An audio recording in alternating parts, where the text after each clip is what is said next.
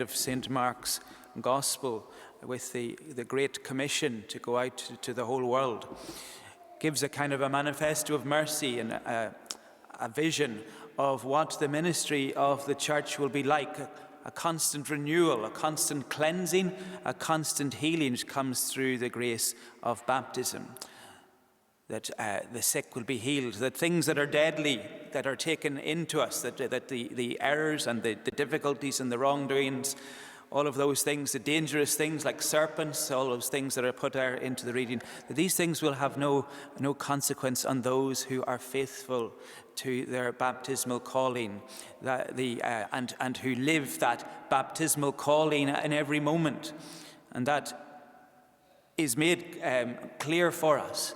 Our baptismal calling is lived every moment when we have that beautiful little word metanoia, a real change of heart. And when we see that intercessory prayer, that prayer that we can have for one another all the time, constantly vigilant and with great vigil, praying for each other and seeking that metanoia, that change of heart together, and seeking that newness and freshness and that healing as we serve Christ in one another. The conversion of St. Paul really is a conversion of metanoia, a change of heart. It's not distinct from a moral conversion. Paul, in the first reading, lists for us all of the zeal of persecution that he had inflicted on those who he thought were in error.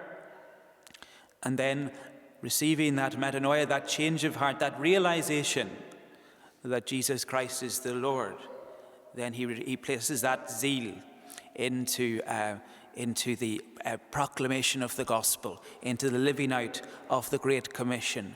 And if we think through his great letters and the canticles that are part usually of our evening prayer, that giving thanks to the Father in Jesus Christ for what we have together and what is our unity together, the zeal for Paul always remains.